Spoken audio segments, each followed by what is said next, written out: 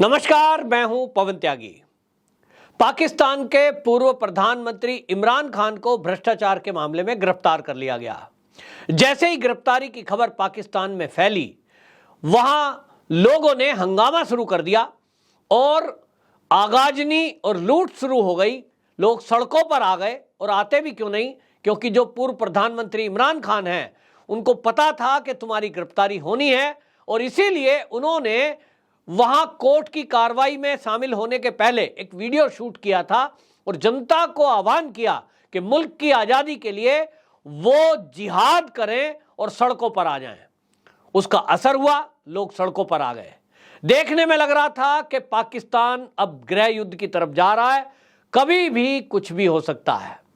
इसको देखते हुए भारत की जो सेना है वो भी अलर्ट मोड पर आई, क्योंकि वहां जिस तरह से परमाणु बमों का जखीरा है, उस पर कब आतंकवादी कब्जा कर लेंगे ये कोई नहीं कह सकता। हालांकि जो पाकिस्तान का मीडिया है उसका कहना यह है कि ये पहली बार नहीं है, ऐसा तो होता रहता है। कितने ही प्रधानमंत्री आए, कितने ही हटे, बोलते हैं हमारे यहां तो ये म्यूजिकल चेयर जैसा है, एक बैठेगा एक उतरेगा, एक बैठेगा, अब अगले का नंबर है, अब अगले का नंबर है। वो कहते हैं इमरान खान को हटाया तो भाई उनको लग रहा था कि मुझे हमेशा के लिए बैठना है, लेकिन उनको भी हटना था क्योंकि अगले को आना था, और ये क्रम वहां चलता रहता है। लेकिन अब जो चल रहा है, वर्तमान जो स्थिति है जिसमें पाकिस्तान के कई शहरों में आगाजनी की जा रही है, एटीएम लूट लिए गए हैं, पुलिस के वाहनों को तोड़ फोड़ करके उसमें आग लगा दी गई है, और कई जगह गोली चलने की भी खबर है। लेकिन आश्चर्यजनक तरीके से आप देखेंगे तो पूरे पाकिस्तान में इस समय सेना कोई भी कदम नहीं उठा रही है, और उसका रीजन बताया जा रहा है, उसका कारण यह बताया जा रहा है कि वर्तमान समय में जो सेना के प्रमुख हैं वो अभी हाल ही में कुछ दिनों पहले चीन की यात्रा पर गए थे, और जब वो चीन यात्रा पर गए थे तभी पाकिस्तान में यह अनुमान लगाना शुरू हो गया था कि आखिरकार ऐसे समय में जब केस चल रहा है, अब फाइनल होने वाला है, और पाकिस्तान का वर्तमान प्रधानमंत्री, पाकिस्तान का आपको बता दें कि जो सेना के ये आईएसआई के चीफ हैं वो सब देश से बाहर।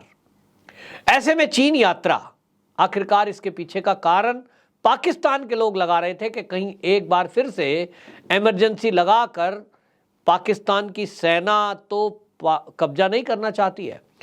इनडायरेक्ट रूप में तो पहले से ही पाकिस्तान की सेना ही वहां देश को चलाती है, लेकिन डायरेक्ट रूप में वो इसको चलाने के लिए अब किस तरह के हथकंडे अपना सकती है, इसका अंदाजा आप इसी से लगाइए कि इस समय पाकिस्तान की मीडिया में और जनता में आम तौर पर एक मैसेज फैल रहा है। वो कह रहे हैं कि जिस तरह से ये लूट और आगाजनी हो रही है, इसमें पीटीआई के बहुत कम लोग हैं, यानी उस सत्ता के लोग जो इमरान खान की पार्टी है इससे जुड़े हुए कम लोग हैं, उनके गुर्गों के द्वारा ऐसा कराया जा रहा है, ऐसा पाकिस्तान के पत्रकारों का कहना है।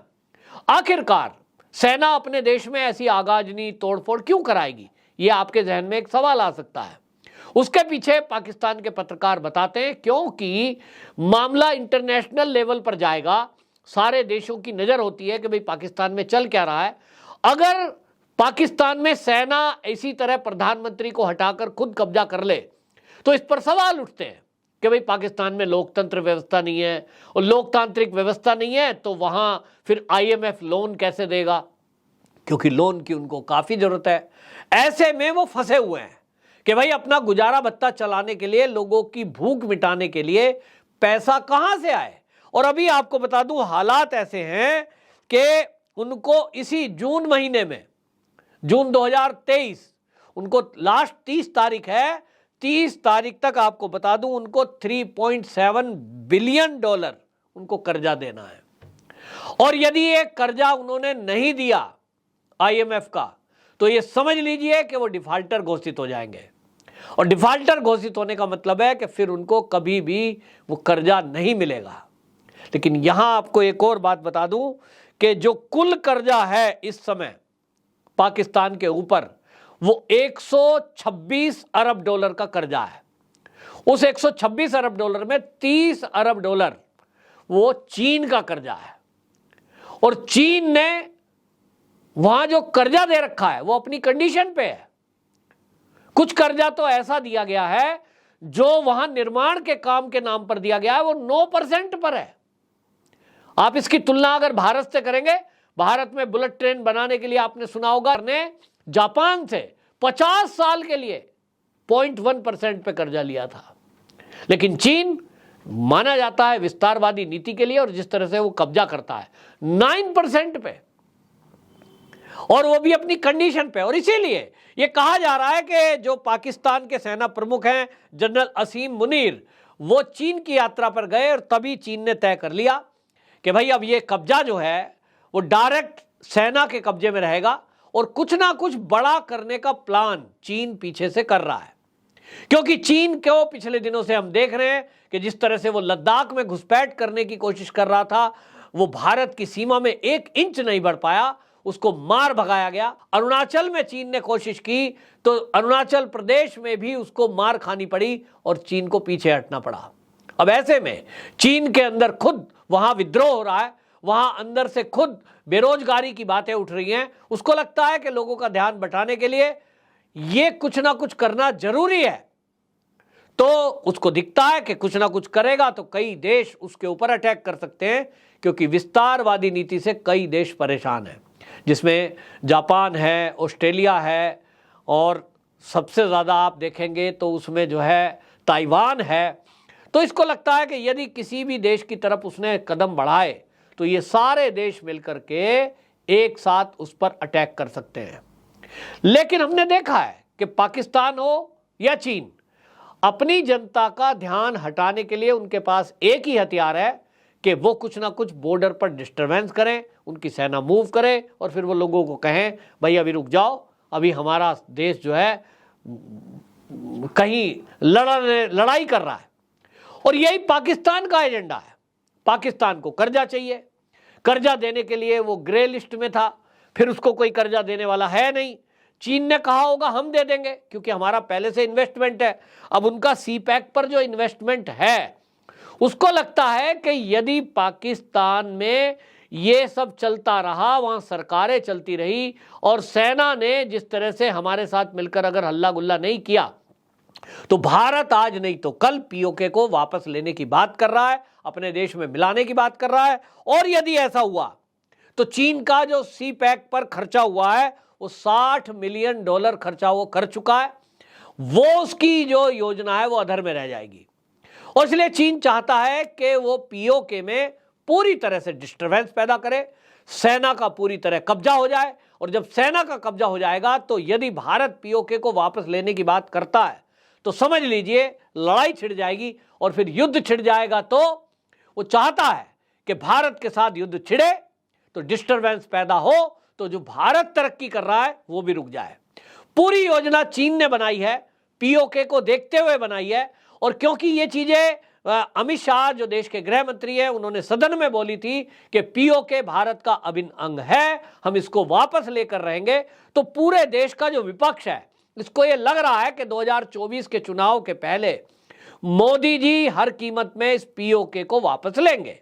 और यदि मोदी सरकार ऐसा करने में सफल हो जाती है कि वो पीओके को 2024 के पहले वापस ले लेते हैं, तो ये समझ लीजिए कि मोदी सरकार तीसरी बार रिकॉर्ड मतों से वापसी करेगी। क्योंकि देश की जनता देश के नाम पर सब कुछ भूल जाती है, जाति धर्म सब, देश आगे रहता है। ये भारतवंशियों की पहचान है। और इसलिए इस देश के विपक्ष की ये पूरी कोशिश है कि किसी भी तरह ये पीओके भारत में वापस ना आ जाए। इसमें जो कांग्रेस है उसको तो हम जानते ही हैं कि चीन से उन्होंने समझौता किया है। और ये जो विपक्ष है ये सत्ता में आने के लिए, मोदी जी को रोकने के लिए, मोदी ना आ जाए, क्योंकि ईडी सीबीआई सब भ्रष्टाचारियों को उठा उठाकर जेल में डाल रही है। इनको लग रहा है कि सबकी मुसीबत आ गई, मोदी जी क्या आ गए, सारे मिल गए, एक दूसरे को गाली देने वाले सब आपस में मिल रहे हैं। बस केवल एक ही प्रोग्राम है, भारतीय जनता पार्टी को सत्ता में आने से कैसे रोकें। राज्य हो या केंद्र, एक एजेंडा है कि बीजेपी को कैसे सत्ता में आने से रोकें। और इसीलिए ये सारे विपक्षी ये जानते हैं कि 2024 में मोदी को हराने के लिए इनके पास कोई मुद्दा नहीं है, तो मोदी को ये रोक नहीं सकते। ये सर्वे आए हैं, इनको लगता है कि यदि चीन हमारी मदद करे, यानी विपक्षी पार्टियां, और देश में युद्ध छिड़ जाए, पाकिस्तान अपना बॉर्डर खोल दे, चीन अरुणाचल प्रदेश में, लद्दाख में घुसपैठ कर जाए, तो ये विपक्ष ये सोचता है कि फिर तुम मोदी को घेर सकते हो। क्योंकि मोदी आज 56 इंची सीने की बात करते हैं भाजपा वाले।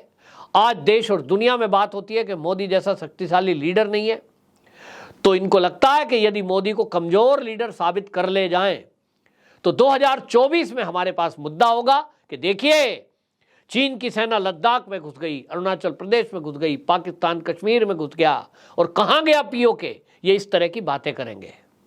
दुर्भाग्य हमारा है कि इस देश के अंदर ऐसे सपोले बैठे हुए हैं जिनको इस देश से कोई लेना देना नहीं है, उनको देश की रक्षा सुरक्षा से कोई मतलब नहीं है, उनको केवल कुर्सी दिखाई देती है, सत्ता दिखाई देती है, क्योंकि उनको इस देश में लूट मचानी है और इसलिए किसी भी हद तक वो नीचे गिर सकते हैं। कुछ नेताओं के बयान हमने पिछले दिनों सुने हैं। अभी तो चीन 1 इंच भारत की भूमि पर नहीं घुसा तो वो चिल्ला रहे थे कि 20,000 वर्ग किलोमीटर जो है वो चीन भारत में घुस गया है। ये देखिए अरुणाचल प्रदेश में बॉर्डर पर घर बना लिए हैं, ये देखिए लद्दाख में हमारी जमीन कब्जा ली है। इस तरह के झूठे बयान जो नेता बगैर जमीन कब्जाए दे सकते हैं, तो सोचिए अगर चीन और पाकिस्तान अगर 1 फीट भी आगे बढ़ गया, तब ये सोचते हैं कि हमें एक मुद्दा मिल जाएगा। मुद्दा बनाने के लिए, सत्ता में आने के लिए ये विपक्ष चीन और पाकिस्तान से मदद मांग रहा है। कौन कौन मांग रहे हैं ये कहने की जरूरत नहीं है, लेकिन ये मांग रहे हैं कि हमारी मदद करो, वरना 2024 में एक बार फिर से मोदी आ जाएगा। तो पाकिस्तान में जो कुछ हो रहा है, मैं इसे इसी तरह देखता हूं कि ये केवल एक नाटक है, ये केवल एक ड्रामा है।